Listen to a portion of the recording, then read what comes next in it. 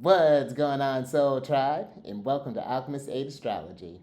Justin here, and are you ready to get into the month of February? Because February it's not as busy as January was, especially like aspect wise, but it's still packing a pretty big punch. We have a few ingresses that are going to be happening. The biggest one, of course, is going to be Saturn officially, like setting foot and no looking back. We got a little taste of Saturn in Aries, but now we're getting, it's going to be a new book that's going to be starting here with that. Saturn begins at about 2.5 year roughly long transit. Then we have our solar eclipse that's going to be happening as well. That's going to be one to keep an eye on. And then we have Mercury that's going to be stationing towards the end of the month there. So, and then we got some things sprinkled in between there in the mix. A lot of Pisces energy getting ready to come into the mix. So, it's some interesting stuff we're going to be navigating here. But if you're new here, again, my name is Justin, and one of the things that I do on this channel is talk about the Celestial News Monthly, which just talks about where the Sun and the other classical planets are, Mercury through Saturn, and where they're, what signs they're ingressing, what aspects that they're forming when they, other than the Sun, when the planets are stationing retrograde, and just to get a feel of each month, to get a lay of the land, so that we can see what parts of our charts are going to be activated and what themes are going to be activated. So, to be forewarned is to be forearmed, and see if we got any good stuff that's coming up there, and be mindful of the challenges that may be coming up. So, but yeah, one other thing before we get into this, though, if you want to support the work that I do further, down in the description box there is a link for my Patreon. I have 2 tiers on there. One of them will give you access to the Lucky Date podcast, which is a show talking about the most auspicious dates for each month and for initiating whatever endeavor that you're wanting to do. And then the second one will give you access to that, plus a personalized transit report from me. And who doesn't want that? It includes a video, all sorts of commentary on the energies of the month ahead for yourself. It's dope. So yeah, if that's something that you're interested in, go check that out. But let's go ahead and jump into this thing here. So I'll start off with just talking about the calendar of the month, just again, so we can get a lay of the land, and then I'll break down each of these by slide here. But starting off on the 6th of February, we have Mercury that's going to be entering into Pisces, which is kind of a trickier place for Mercury to be in. We'll discuss why here in a moment. But then we get some sweetness. I love it. We get Venus that's entering into Pisces, and it's going to be nice, because I think Venus has been under some tough shape, as of late here. So now this gives Venus a chance to go where it's celebrated. We love that.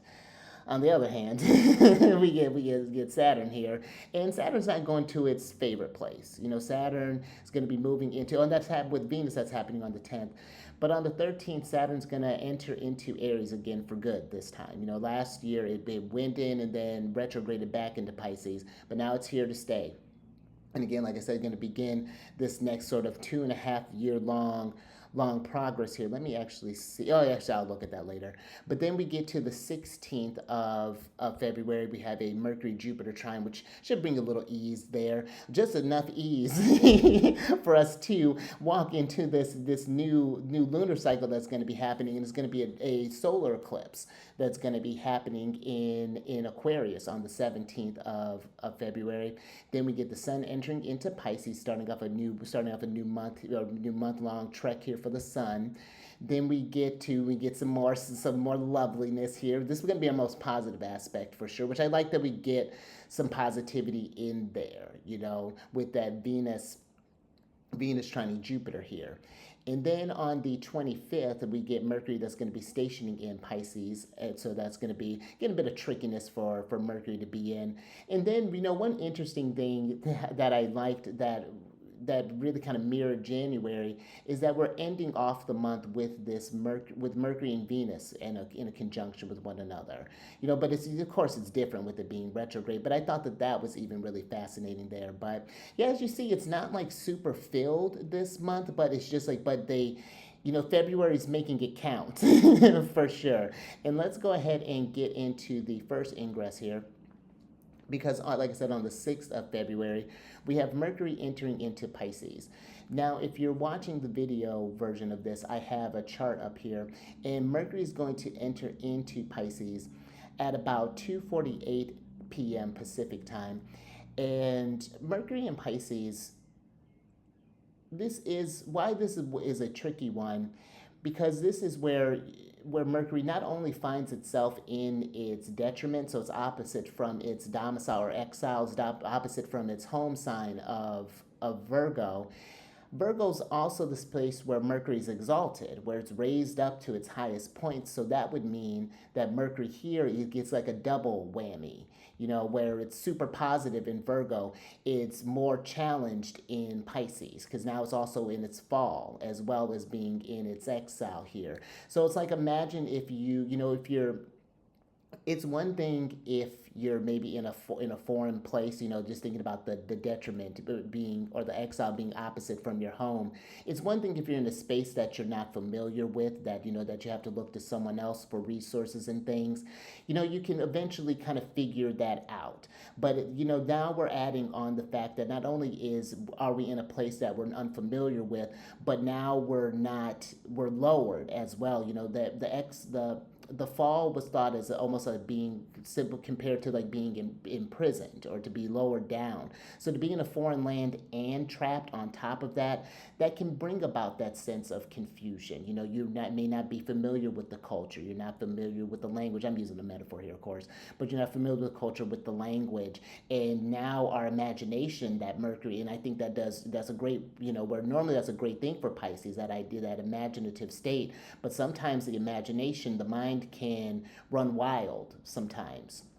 And I think that's the more challenging aspect of this, especially since this is happening while, kind of Saturn is still in Pisces too. Mercury's going to be spending an extended stay in Pisces. So this is one where we really want to settle in because Pisces too, they're ruled by Big Papa, Jupiter. So we love that.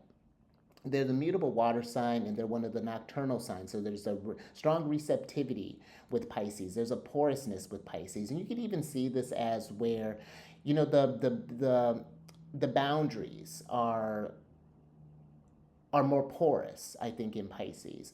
I think that's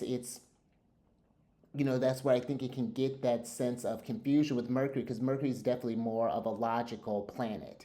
It likes to look for patterns and things. And I think that same sort of pattern recognition skill can be very strong in Pisces, but you're trying to make sense of more abstract things, of emotions, when we're thinking about the water energy here. And so I think one thing to be mindful of is just like how we're just talking with one another, thinking about Mercury as communication, the things that you're taking into your mind on the day to day, especially while Mercury's here, just being just a little more mindful. Maybe when we're going to bed, maybe not being on the phones, allowing more just kind of like quiet time for the mind to settle, do some, maybe reading a book, or going for a walk, going by, getting outside more, I think, kind of appreciating nature, doing some painting, doing some more creative activities. I think that's a real strong suit with Mercury and Pisces because again, it's not that the planet can't do anything. It's just now we have to get out of that just strictly logical mind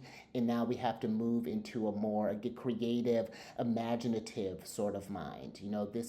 This is instead of reading mathematical equations, this is reading music. And there's still math in music. That was something my math teacher always thought it was interesting. Like, how are you struggling in math, but you're so good at music? And it's just like, because it's different. It is, it's because that makes sense and that didn't make sense to them. But that's Mercury and Pisces. It's one of those things. I could put music in front of someone. They're just I don't know what that means, but it doesn't mean anything. It's just or even like learning a new language. That's why I think where I took Japanese in high school, and Japanese was really easy for me. It was something that is just like you recognize it's like okay, just learning a different alphabet, and as soon as you get that, the same with Russian. It's just like different letters, different words, but it's just like they mean something, and it's just learning how to read those different symbols, what appear as symbols at the time until they become letters, and then understanding the sound of it too. I'm listening to this podcast right now, and the guy he'll throw in a lot of French and a lot of Italian and things, and I've been appreciating that because I think even if you don't understand something, just listening to the rhythm and the cadence and I think if you listen long enough, you start to notice some root words that sound similar to words that you may have in your language. I think languages can be a surprisingly powerful thing. You know, in that idea of being in another, of a, let's say in your exile, or in a, like, let's say you could think of the detriment as being in like another country. Sometimes that idea of full immersion, it can be a really positive way, and actually can be a real easier way and almost faster way to pick up the language. A lot of the times I think about my times working in like food and beverage, and that was a way that I learned, as much Spanish as I do, or as I know, is because you just start talking. You just kind of figure it out. We find what words we have in common, what words we know in each other's language, and you start building the gap. And then next thing you know, we're all having these. We're able to communicate in a different way. And so I think that's something that's really nice. Because another thing, this isn't, even though Mercury is going to have an extended stay here, the really kind of positive thing too that I want to bring up is that Mercury is going to be in reception with its domicile lord, Jupiter, for that period of time. Even though Big Papa is not at its strongest right now, being retrograde, it's still exalted in Cancer, so it can help. It can be where it's like, okay, I'm trapped in this situation, but at least I'm getting support maybe from like the from somewhere far away. There is some sort of empathy that's coming there. Someone that gets what I'm doing is like, help, may help, like a translator, a guide, that Jupiter's kind of activating or kind of acting as. So, I think that's just something to pay attention to while this, like, Mercury is in Pisces here. But yeah, let's go ahead. I think that's all my thoughts on that one. That was a really fascinating one to really just kind of sit in for a little bit. But then we get to the 10th of February. I'm really looking forward to this if you can't tell. Venus, the lovely Venus, is entering into Pisces.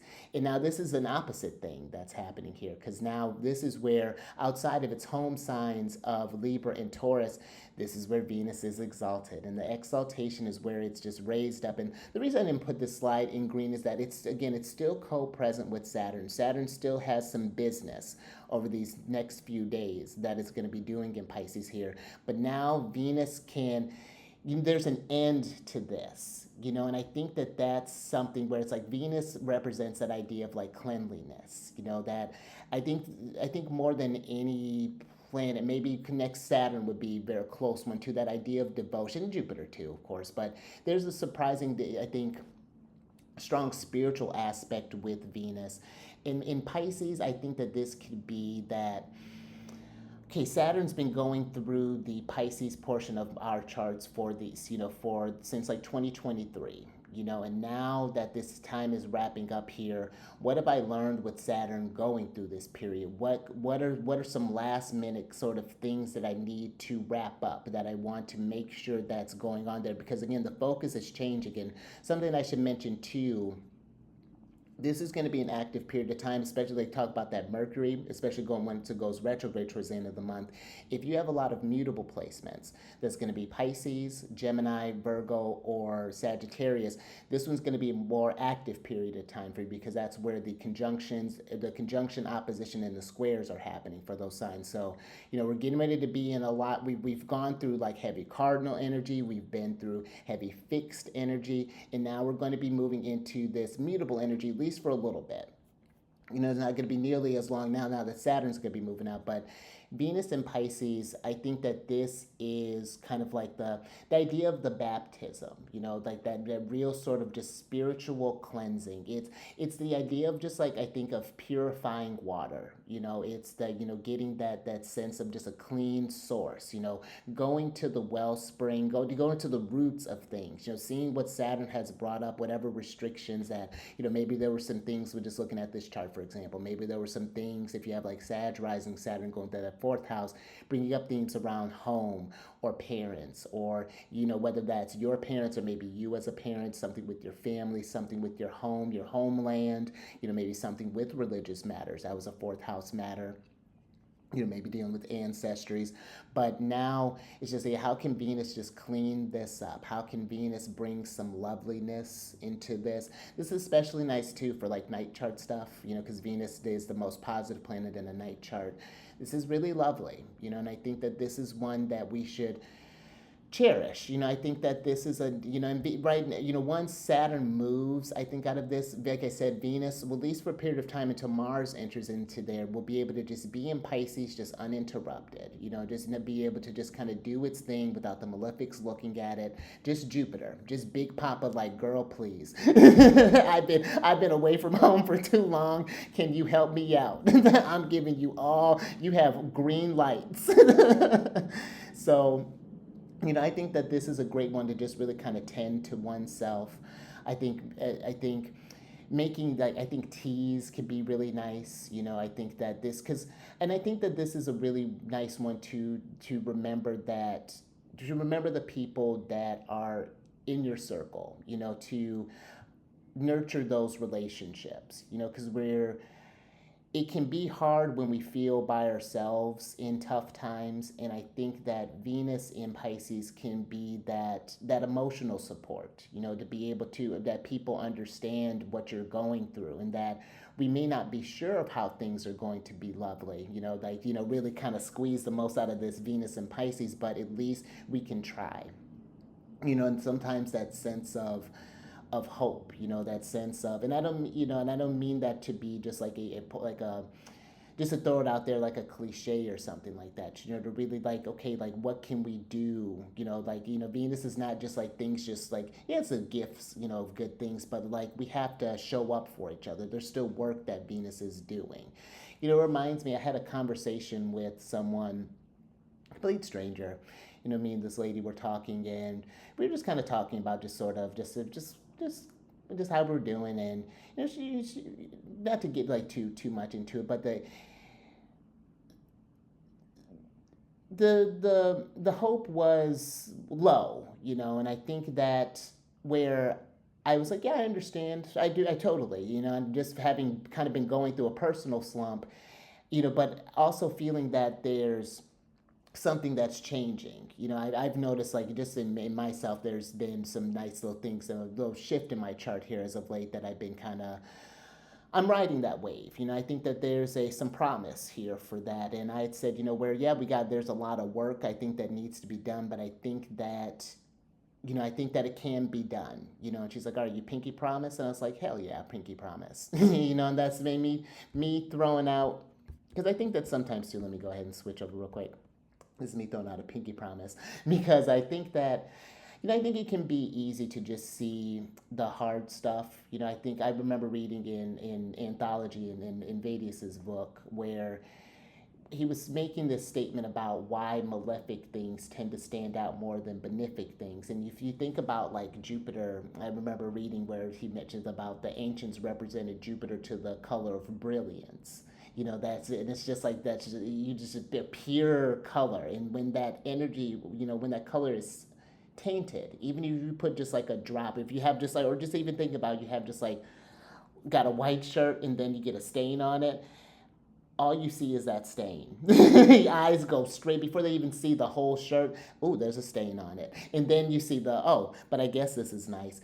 That's sometimes I think why those malefic things can stand out so much. And I think it's to show that, there's not just Mars and Saturn in the sky. Venus and Jupiter there are too, and you're doing the best that they can, under with the circumstances that are presented to them. And I think that can be a powerful thing when we come together like that. So that's just something where that's why I really kind of like that Venus in Pisces, and both the benefics are exalted. That's another thing I think to keep in mind there.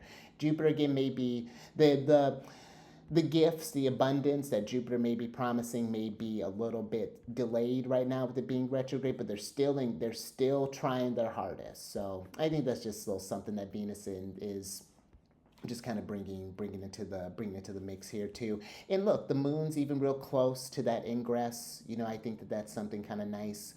So yeah, just some things to think about there. Now let's get into this one. Let's break this one down, because we get into February 13th, and now Saturn is entering into Aries.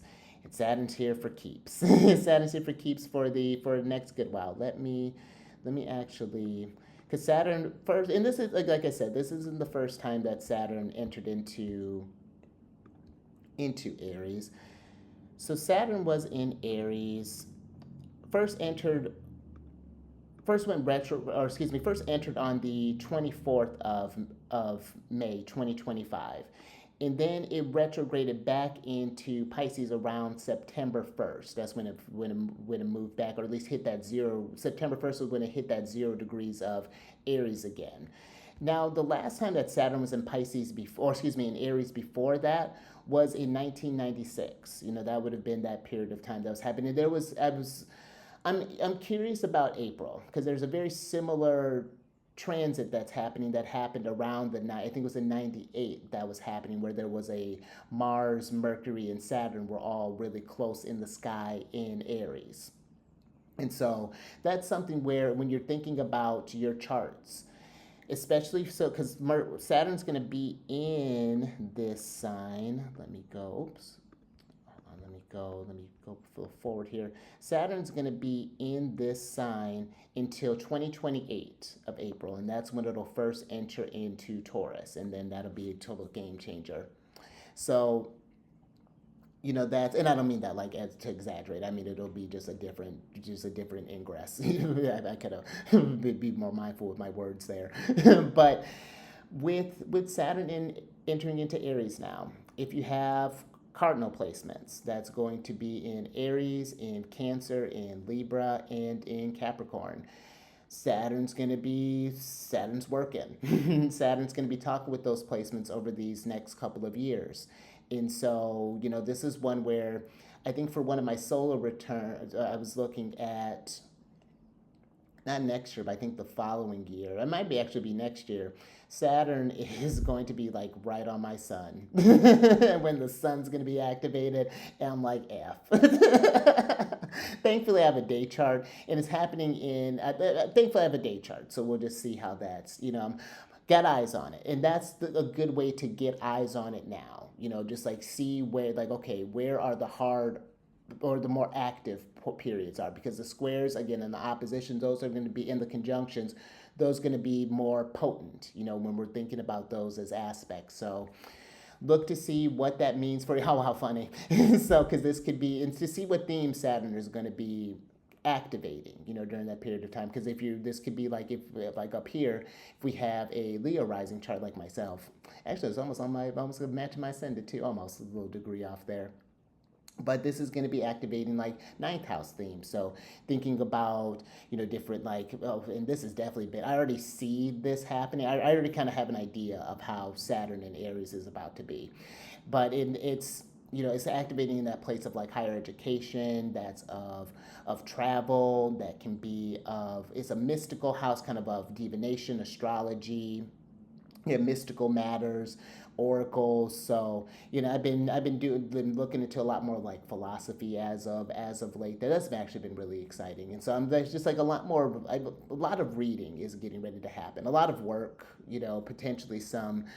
I'm planning to crack down, like sit down and start learning some more, just solidifying more languages and things. So these are just like this is like a good way to how to sit down with it, of how to like work with the energies when I'm talking about this. Like, okay, that's that theme. So how do I see this impacting? How do I think that's maybe going to impact me on a negative standpoint? Because you can see where that ninth house, it comes with my sun. I have the sun at 15 degrees of Cancer. So there may be some spiritual crises that happen. Not necessarily that I'm planning on it, but there may be this kind of like, what is my idea of fate? And, maybe for any Leo rising, if you happen to have any sort of cardinal placements and things, but that's where that's coming from. And it's going to hit that, either that 12th house, for Leo risings, 3rd house if you have Libra placements, or 6th house if you have Capricorn placements.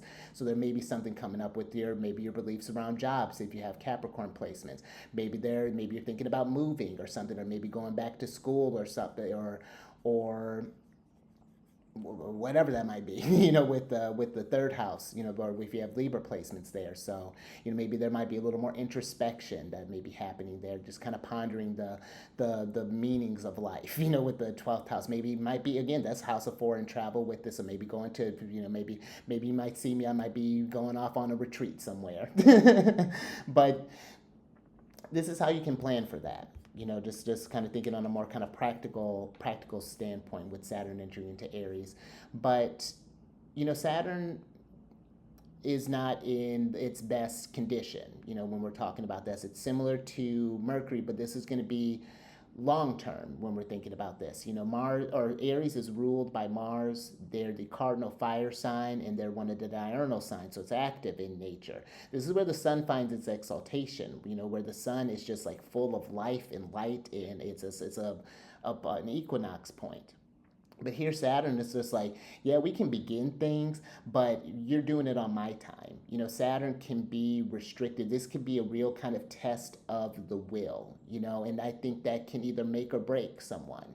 When you think about that fire energy, that's the creative spark, the motivation, the thing that gives it life, that gives you reason, purpose. It's wonderful. Someone with like 5 stacks of fire, I love it. I absolutely love it. But there are times where where if you're tested and you keep pushing and pushing and pushing and pushing, you can burn yourself out if you're not being mindful with that fire. So I think that this is Saturn in Aries to me gives an understanding one's limitations.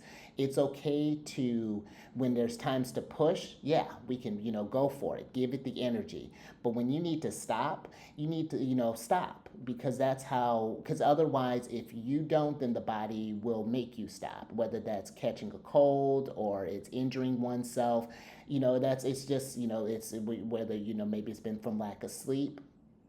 But that's something that I think to really kind of pay attention to, that, and there may be periods of time where it may be hard finding the motivation. I think with Saturn in Aries, that could be, the land feels, though, it feels hotter. It's like, and it almost feels like his Saturn was associated closely with like the land. And so, yeah, there's just even something with that where I think that idea of like that, when the energy, I personally don't like that feeling when I feel trapped. There was a situation I remember a couple years ago where I was really just kind of stuck in a situation. I was just expending so much fire. I was trying to just like do this, make the situation move, and nothing. It was just absolute crickets. And it's just like, wow. Okay. Well, then, if that's the case, then let me just focus on what I can control, which was getting out videos, which was doing any sort of like studying, working out. That's all I could do. That's all I could control. And then, as soon as I stopped forcing it, interestingly enough, something opened up. It wasn't the greatest option, that I wanted, but it was better than what I was in. And so it opened up a different door, and I was like, I'll take it. I'll take it. Yeah, I'll absolutely give it a shot and see where it can lead me. And got me here. So, I think we just got to be very, again, aware of our limits, with this, and not to rush the process, to enjoy, I think this is a time to like, I think that this gives like that New Year's resolution where it's like, it sounds great and I'm gonna go to the gym every day, I'm gonna do this thing every day, but then as soon as life happens and then you get derailed, then we stop. And then next thing you know, oh, I'll get back to it next week. And then months have gone by. Oh, I'll get back to it next month. Years have gone by.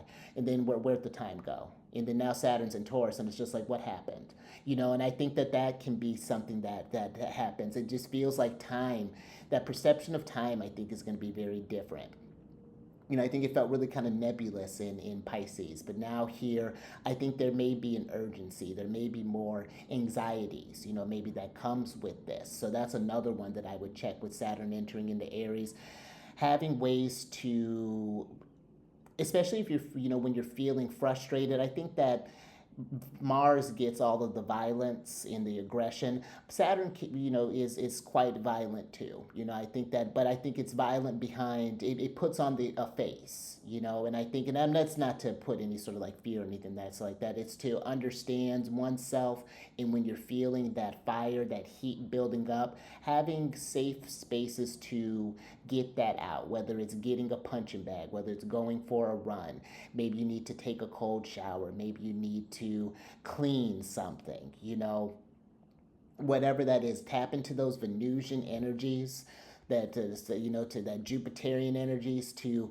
help bring to ease that. Let those two be the balm, the salve that can kind of ease that sort of, because this Saturn in Aries too almost kind of gives me that how we're managing fevers. That might be something that might even be noticeable. Learning how to regulate the body. Sometimes it feels hot, then it feels cold, and just like that going back and forth. And a fever is not always a bad thing, though. A fever is the indicator that the body's fighting off something. But it's like sometimes we need that heat to fight that infection, but there is a period where it goes on too long, where something can get chronic. I think that's another strong kind of Saturnian word, that sort of chronic energy. So that's something I think to think about there too with Saturn entering into Aries. And just like kind of one last thing, it's we're under the ruler, it's under the rulership of Mars. There's going to be periods of times, especially like maybe when like Mars is in, like, let's say in even like right now, even where Mars is in Aquarius, there's at least a mutual reception that's going on there, considering that Saturn is the traditional ruler of Aquarius.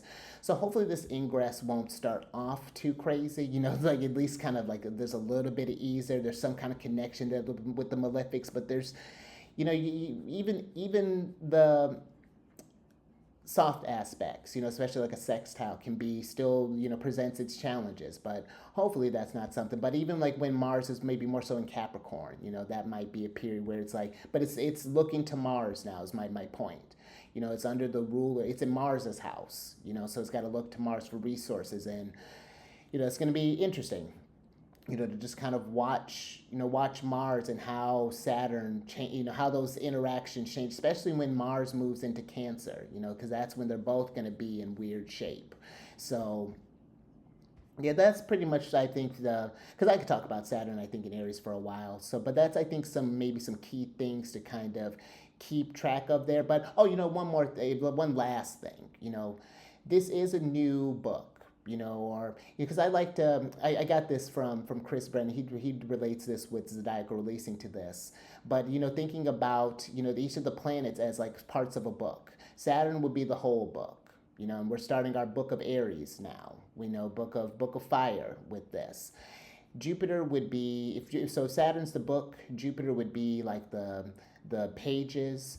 And this is something I just thought about. Jupiter would be the pages, Mars would be the chapters, the Sun would be the paragraphs, Venus would be the sentences, Mercury would be the words, and the Moon would be the letters. And so now we're starting up a whole new thing, and the Moon's starting off, interestingly enough, in Saturn's house.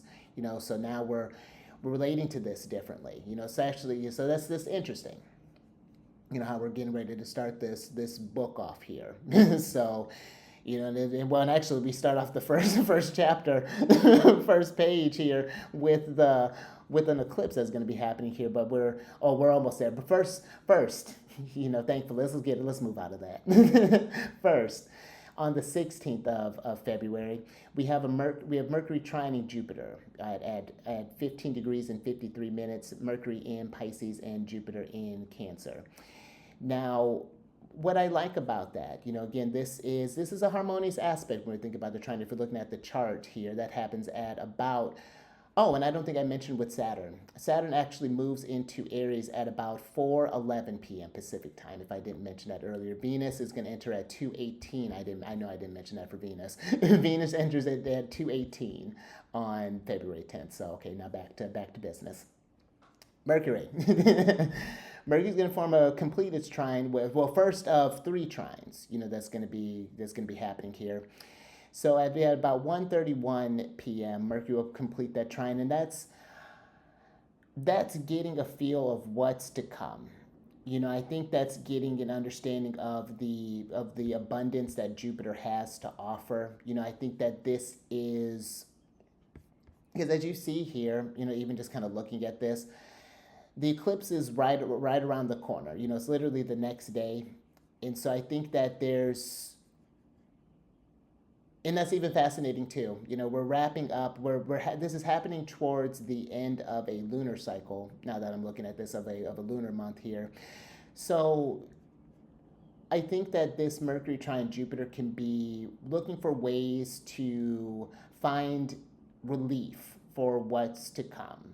I think in understanding, and I mean that in a personal sense. So this could be where, maybe okay, Saturn, let's say, for example, entered into this is Cancer rising. Saturn enters into your 10th house of like your career, your public life, your occupation, things like that. So maybe with this Mercury trine Jupiter here, you could be thinking about, okay, what are some things that I want to, what are some ways that I could expand myself? How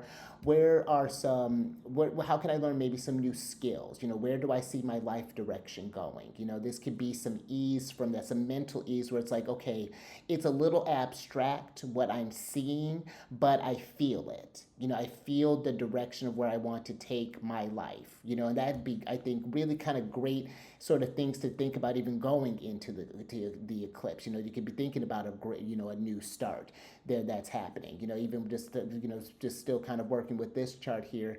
Maybe there's something that you're thinking about in like your 8th house, maybe debts that you're wanting to get about. This could be like starting maybe starting with the debt relief, or working with a financial advisor, or maybe getting some sort of thinking about finding ways to get some sort of support for funding for like your maybe college or whatever, that maybe you want to go travel somewhere for education, learning, whatever that looks like. So but I like this overall. This seems like this gives at least some ease from the maybe the overall kind of Mercury confusion, because I think that there's going to be a lot of opinions that are going to be happening as far as not even just astrologically where things are going, but because I see that and how the just kind of comparing between different people I'll listen to, and it's fascinating. But and then comparing that to what is actually happening, and I think that there's going to be a lot of speculation with that, and I think that this is a time to find those kind of clear sources too. Try to help you guide through this confusion to kind of feel this thing out here. So yeah, that's where I would really kind of work with that. And I think it's too, and it's not like a blind trust, it's a trusting that maybe where you're visualizing your this new direction in life that you may want to go with Saturn moving here. It's not that things are just going to just be given to you. It's the work that you're putting in towards it too. Like, okay, I have this, again, this maybe rough image of what I'm seeing. Okay, I want to, maybe let's say, for example, I want to become an astronaut. Okay, like, let's see, like, what schools can I apply to? So at least there's a step, like, and I don't know, maybe I'm not getting the school I get to, but at least there's something. You know what I mean? It's the domino has been pushed, and there's no going back. So, yeah, very interesting one, I think, with that trine. And then we get to the eclipse on the 17th here. And it's an annular solar eclipse. And just basically what an annular eclipse means, just to kind of break that down, it's what happens when the moon, of course, is, passing between the sun and the earth, but it's not, it's either at its or near its kind of furthest point away from the earth at this point here. And so because the moon looks so far away, it appears smaller than the sun, and so it doesn't completely cover it. So it gives this appearance of a ring around the moon. They call, I think there's a nickname for it, the ring of fire. Something that happens there. Real kind of unique thing. Now, this is not going to be one that we'll all be able to see. I'll include I think I just have it down there just now in general. So if that's something you want to check out, there's this great website. I got this from another astrologer that his name's escaping me at the moment. Alexander Kolesnikov, there it is. But he I took one of his courses, and he had brought me to the site, and it's called timeanddate.com, and it's really cool. It'll show you the path of the eclipses and where you'll be able to, like, what areas and countries even will be able to see it. This will be most visible in Antarctica. So if you happen to find yourself around there, you can go check that out. Excuse me. But probably some other areas that may be able to kind of see this, just to give you like kind of Russia, you'd be kind of more of a partial kind of in Argentina and Botswana. Kind of these are areas that'll be more kind of partial Chile. Let's see. yeah, Madagascar. Yeah, just kind of throw out a couple. Nambia. It's interesting, but the South Africa will be that'll have a pretty, at least a little bit of a view. The sun will look like a crescent moon in a way. Yeah, but the most will be what you'll be able to see this in is in Antarctica there. But when you think about the eclipses, this is a new moon, that's happening. It's when it's happening within a degree range of the nodes. When we're like, that's the big point of the main point with the nodes, was to signify when it was an eclipse. We know when eclipses are happening. Usually the range is about within 19 degrees roughly, I want to say. But for sure, anything closer than that to the nodes, when you have a new moon or a full moon happening, especially, you wouldn't be able to see much of like a lunar eclipse if it's like on the like extreme ends. But especially when you're talking within like maybe 15, 10 degrees, yeah, then you're for sure, know that there's going to be an eclipse happening. So that's a great way of seeing how that looks even on a chart here if you're watching this. And this is happening at 28 degrees. Oop, and I have that's fine. It's 28 degrees and 49 minutes. I don't know why we're 53, but it's fine. We're keeping it in. But actually, no. Let me pause one second. All right, we're back. I was like, no, we're not keeping that in. So so it's happening at 28. So forget that you ever saw that. It's happening at 28 degrees and 49 minutes of Aquarius. And so you want to see where you have Aquarius in your chart, because when you think about the new moon, that's usually a time of where there's new things growing. We're starting something new. It's like a supercharged moon. That's one way of thinking about it.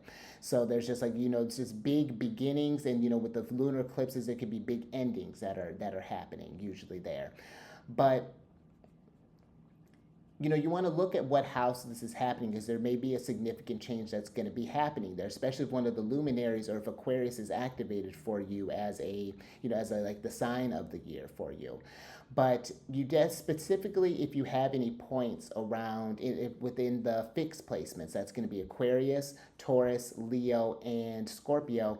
This eclipse may be working more actively with you. And this is one where I'll give you a personal example here. We're going to switch back over for a second. I have, like I said, I have Leo rising. I have Venus at 28 degrees and 16 minutes of Leo. And so, in the first house. So to me, on a positive, what I'm hoping is that, maybe there's some new connections that's going to be happening there, some sort of something. Maybe there's a new partnership, maybe there's a new client that's coming through, whatever that might be looking like. But, that I do know that that's going to be, something that's just happening. It's an opposition that's going to be happening. So there may be some tensions around, some sort of relationships there, considering that Venus 1 is a pretty strong significator of relationships anyway. So, that's something that I'm just keeping in mind, and thinking about those seventh house themes that are happening there.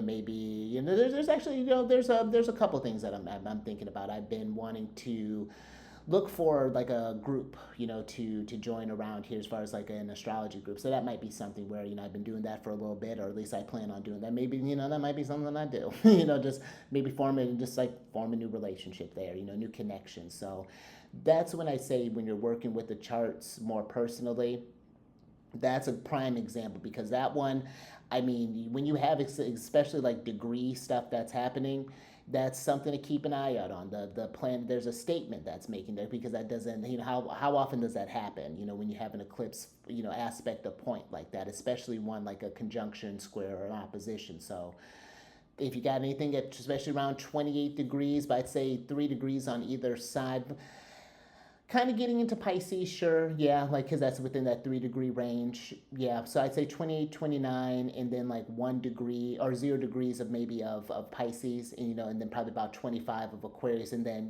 apply that to like Taurus, Gemini, or excuse me, Cancer, Gemini, or yeah, you know what I mean. So just that's what I mean when it's talk about that. But that's basically what the eclipses are meant. This is, usually there was big things that happens with like leaders and stuff, considering that the sun is being eclipsed. So that's something we'll be keeping an eye out for there as well. So Yeah, always an interesting time, and always an interesting thing to see what's happening, especially around the build up for that during those eclipses, like especially like that week before and about maybe like the week after, like that next lunation, maybe like the first quarter. It's something to like really kind of keep an eye out there. But then we'll have the full moon in Virgo, so that'll be a whole thing. So yeah, we're gonna be kind of eclipsy here for a little bit, but then we move into the 18th, we're starting that new cycle off. On the 18th, we get to the sun in Pisces, and here we are, 44 minutes into Pisces. Are like, really, Justin? Are you not going to say anything? And it's like, of course I'm going to say something, Pisces. Calm down. I'm not coming at you, Pisces. Pisces, if you got your sun in Pisces, happy birthday. It's your birthday. I'm about to actually kick it with the Pisces here soon, so that's going to be cool. But yes, happy birthday to you, Pisces. And let this be, you're starting out the year, starting out the year with the eclipse, eclipse on your heels, we're behind you. The eclipse is behind you. So, and I think that's actually really kind of a plus for the sun in Pisces, because now we're starting off this new month, especially for these Pisces placements. It's just like, okay, that eclipse happened. What am I going to do going forward? What new thing was, maybe shown for me in that house, if there's anything that happened to be going on there. But something to keep about you sun in Pisces. If you want to, you get a discount during off of readings if you have your sun in Pisces. So if email me about that if you want more information on that. So my email's down in the description box. But if you're looking at the chart here again, I got the sun entering into Pisces, and it's going to happen at about 7:51 a.m. Pacific time. And look at this Pisces stellium here. got a whole bunch of Pisces. But with the sun in Pisces, now again, similar to Venus and the moon here and Mercury, the sun is under the rulership of Jupiter. And, I think that where Venus was sort of that act of purification, I think that's the daily devotion, excuse me, like the prayer, the just doing the cleanliness, purifying one's soul. This is where I think when the sun's in Pisces, this can be a great time to connect with oneself in a deeper way. This is, the sun is, represents the will. It's nature's fire, the thing that gives life. And so I think that this is a great time while the sun is in Pisces, to reflect on the things that give you life, the things that fuel you up. And this is kind of nice right now, because all these Pisces planets, where sure their ruler Jupiter is, now has its overcoming square from Saturn, which is not great. It just makes Jupiter stuff just a little more challenged there. It's still, they're all under the auspices of Jupiter. And and I think that's something to keep in mind. And I think I think Pisces can be a great period of time to show oneself some grace. That we've all been kind of just processing things as a collective, and just on a personal level as well. Because like, I was listening to someone just kind of talk about, just like, especially when Jupiter goes direct and things like that's going to be great, of course, next month. But Jupiter's just been, since it's been in Cancer, it just really hasn't had a break to just be, to just be exalted, to really just kind of enjoy its time. It's either had this overcoming square from Saturn, Mars was, will have the harder aspects, like when it was in Libra or when it was in Capricorn. And then with it being retrograde on top of that, there was like maybe a small window where Jupiter was like direct and didn't have any hard, Saturn had moved back into Pisces for a little bit. So it's like there was at least like a little bit of sun, once Mars moved out of there. But then it's just been hard for, I think, Jupiter's beneficence to come through. And I think that this is just, I think the sun in Pisces it can be, because the sun also represents friendship, and it's just like, I think this would be a great time to just be a friend, to at least to show compassion like you would show a friend compassion, when they're going through something, giving people the space to just kind of navigate their feelings, to navigate what's going through, to get that will back, to kind of help motivate them. You're just like, things can improve, things can get better, especially if that's something that's been maybe more of a challenge here. If there's been with this just kind of heavy, we had been again under a lot of heavy Saturnian energy. So Big Papa's trying to lighten things up, I think, a little bit, I guess getting to this Pisces stuff. But I think it's remembering that we have to sometimes with the when I'm thinking with the sun, it's about, of course, being a leader. And even when, and I don't think leader just in the fact of just leading a country or leading, like that, a city, but just being the leader in one's life.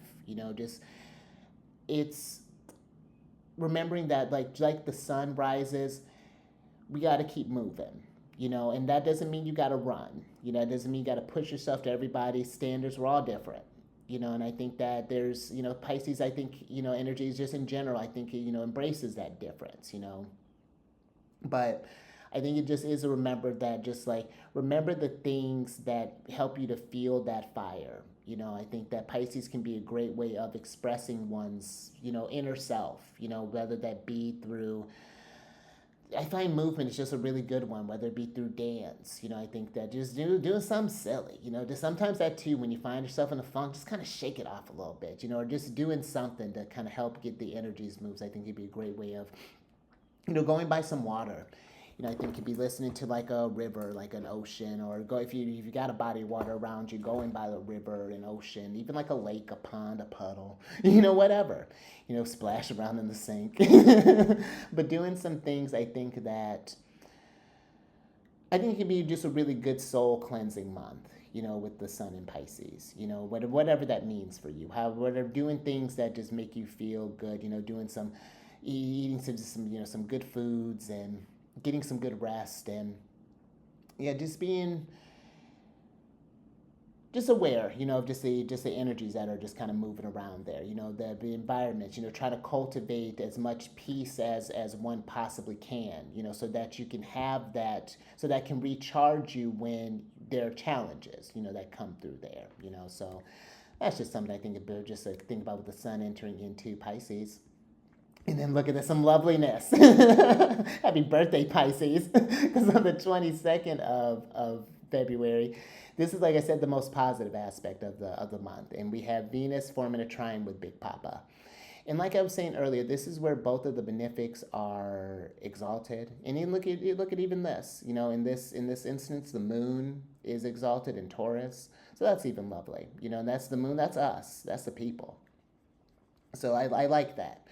I think that this can be a time, and this is the energy that's been, I think, trying to build even amongst all of this stuff, that's been happening, especially since Venus first entered there. That aspect has been on, and that's something to tune. I should have been doing that with the other ones. Just getting kind of a lay of the land of things, when we have those new ingresses that are happening here. But this has been building since Venus has been in Pisces, and now we're getting towards the end here. And so hopefully, on a real positive sense, this is like I feel like the Venus bringing that sense of connections, and both Venus and Jupiter. This is coming together maybe to celebrate like a Jupiterian thing, like maybe there's a child that was born. Maybe we couldn't, maybe we happened to miss like the actual birth, but now we're going to visit, and getting to, get the baby all gifts and hugs and loves and things. Because, there's still, again, like I said, there's good things that are happening in the world too, and I think that's, I actually saw, just a little random thing. There was a movie that I think that I want to see. It's like it's giving. It's actually it's funny because it's speaking of Venus and Pisces, about mermaids, which so that probably already gives it away. I'd actually even see if this is actual video. It was one of those random times that I found myself on Facebook. So we'll see if that's actually a thing. But yeah, this could be a time of coming together. I think that whether it's hosting, bringing together, you cleaned up the place so you can have some people over. Maybe they're bringing over some dishes, or maybe you're cooking something, or maybe we're having like a game night, or maybe just meeting up to talk, or just just maybe have some coffee or some tea or whatever beverage of choice, and just kind of hang out, just kind of be in some good feelings. This would be, I think, a great storytelling kind of time there, with Mercury being in Pisces. And like something about that, just it feels like, even with all the eclipses and the Saturns and the all of this stuff that's happening, just like it's like that kind of that break in the storm, where the sun comes out for even if it's just a minute. Sometimes like a minute's great. Again, I remember some like when it would be like really crazy in like the restaurants. Like one of the things I used to do was just like you go in the cooler, and this is like what everybody does, I think. You go in the cooler and you're just like, okay, you're sweating, you're getting some relief, and it's just like, okay, let me gather myself. And sometimes that moment of pause, Venus, representing just like the lungs, if I'm remembering correctly.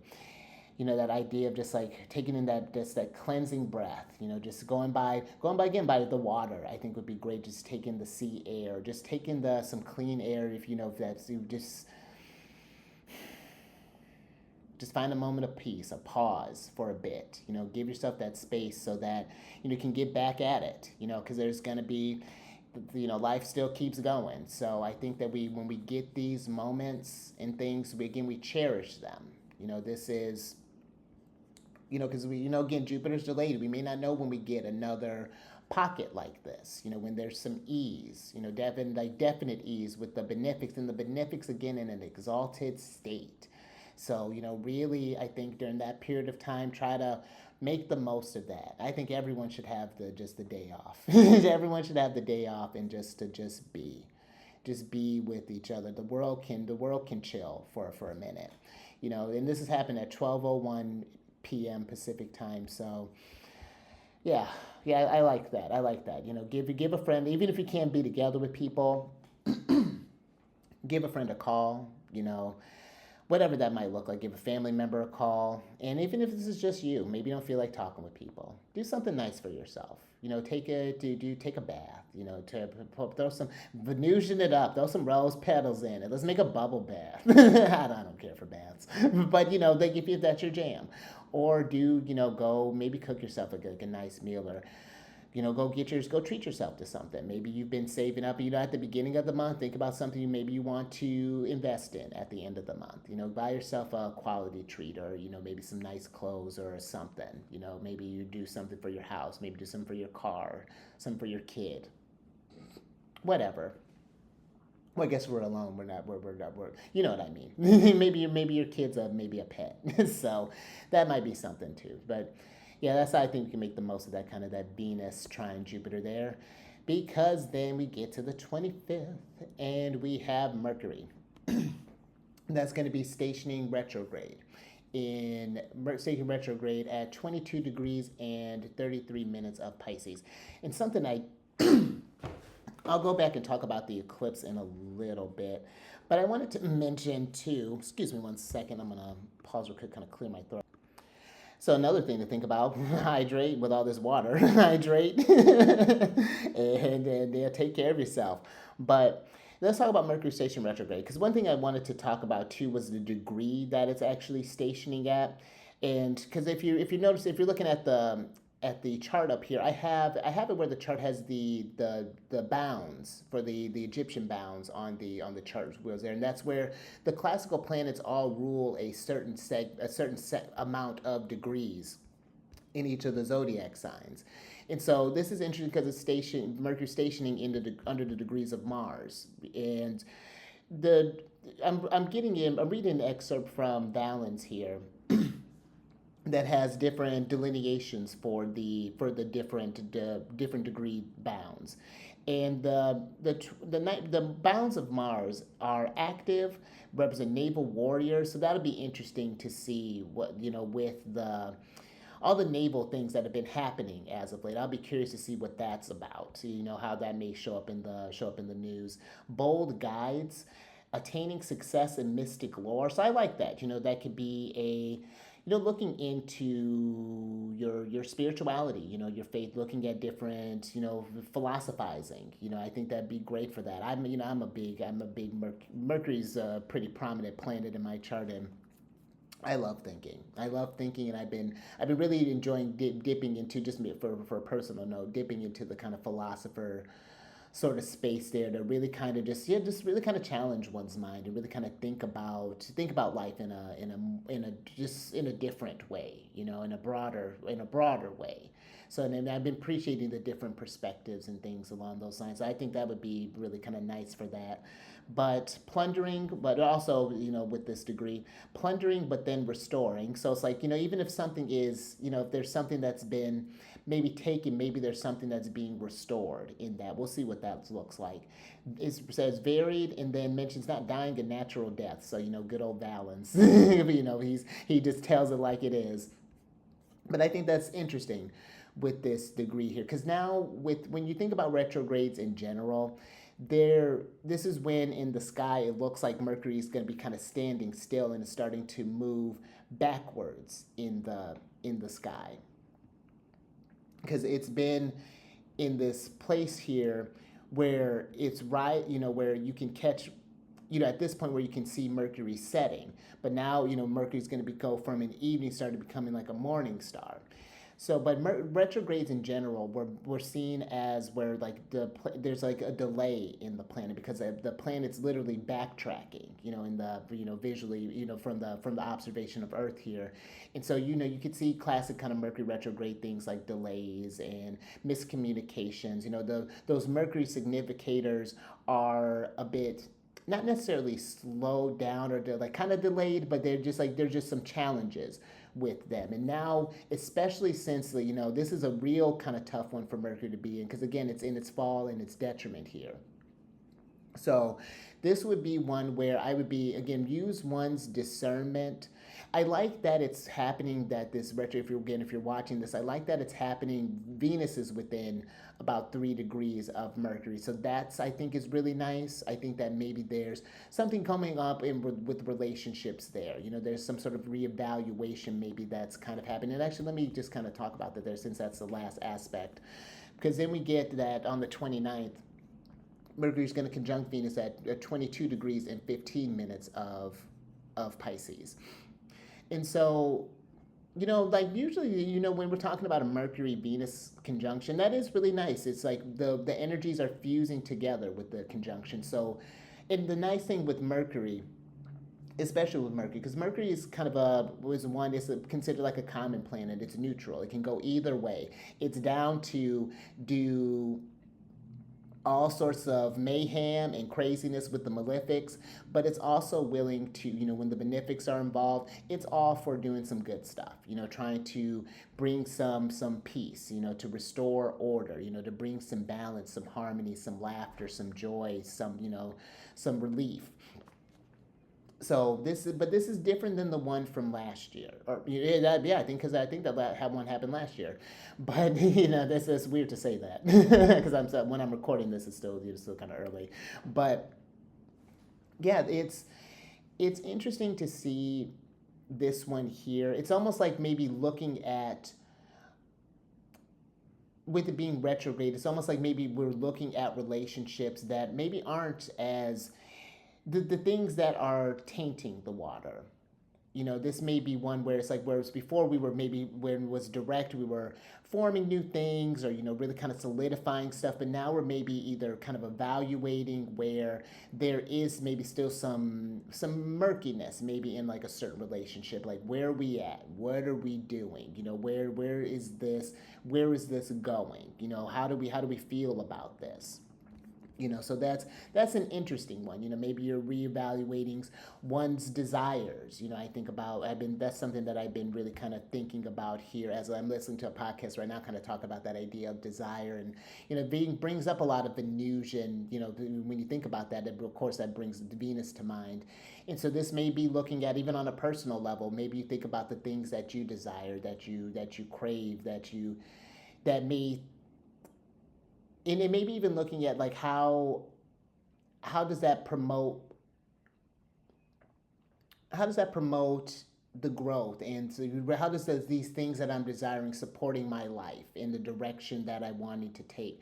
How is my relationships with the people that I'm doing? How's my relationship with my homeland? Let's say within this chart here, Libra rising, maybe there's how's my relationship with like my job, or maybe the people that I've hired, maybe my employees, maybe there's something that's going on here, maybe there's some sort of tensions that are coming up there. So very interesting one. I think sort of note to kind of end on, then I'm going to switch over. Very kind of interesting note to end on in the month. But like I said, February feels pretty jam-packed. I mean, not jam-packed, but it feels like that when the things are happening, they're like big things that are happening, especially that Saturn moving into Aries, and then that eclipse that's going to be happening. One thing I wanted to mention with the eclipse before we close this out. that eclipse, like I said, is happening at 29 or 28 degrees in like what 49 minutes of Aquarius. Now those degrees belong to Saturn. Of those where that eclipse is happening, the ruler of that eclipse. In the 29th degrees, how Balance describes this as is barren, moist, conceiving with difficulty, enfeebled, especially in the dura mater or in the internal, dura mater and the internal organs, afflicted with dropsy and fits, poor, with few brothers or children, envious and unlucky in their ends. And now that's a bit of a downer, but I mean it's Saturn. We don't expect anything less from Saturn. But I do think that it is Saturn, so I think that these things, if we see that something's about to be, maybe where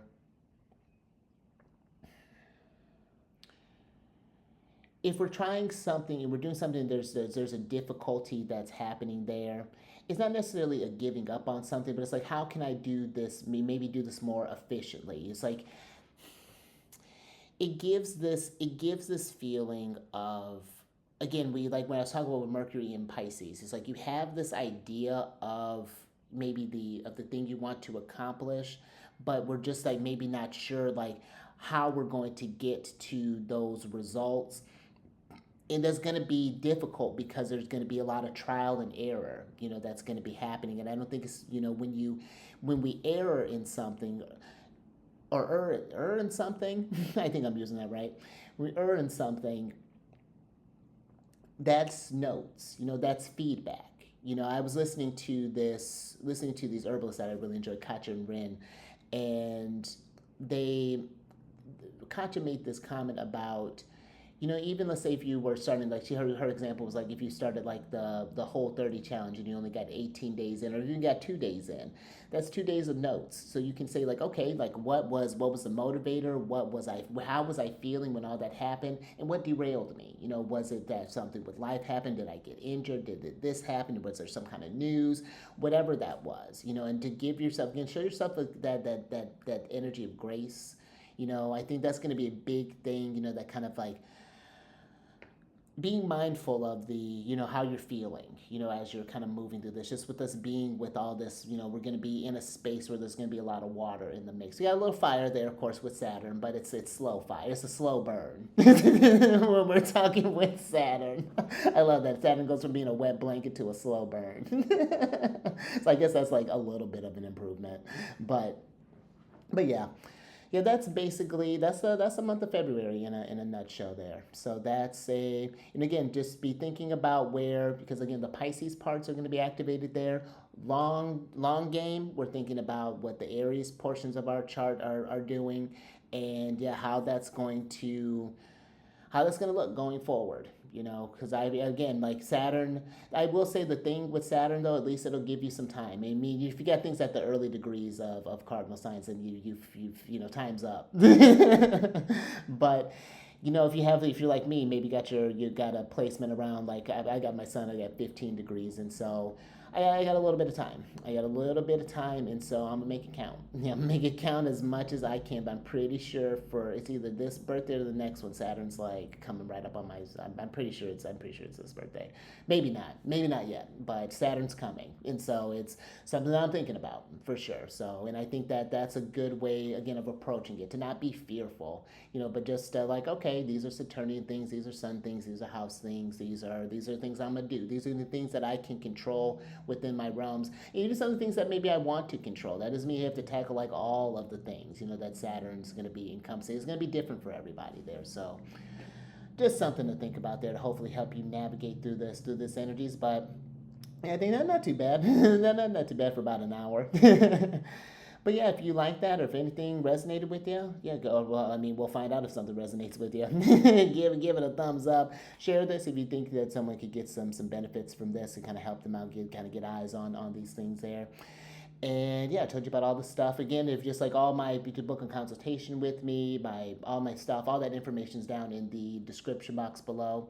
I also have some playlists there for if you want to look at any sort of like past things that I've done with so you see how this energy showed up for you last month, and then kind of navigate like, oh yeah, this period of time, that was when this thing was happening there, and kind of get familiar with kind of tracking the transits like that. So I have that for the monthly ones, and I do a weekly episodes on this YouTube as well, where I talk about the moon. It's the lunar shenanigans, and it just talks about where the moon is going and how the aspects of the moon are forming each week. So that's something, and how to relate with those energies and work with those transits and things. So that's down there for you. And I also have this series of videos of different planetary placements in different zodiac signs and different houses, and something I've been meaning to get back, and I got some videos recording. They should be coming out here soon. Yeah, I'm getting them recorded, but yeah, it's just like finding good times to schedule them. So tricky electional times right now.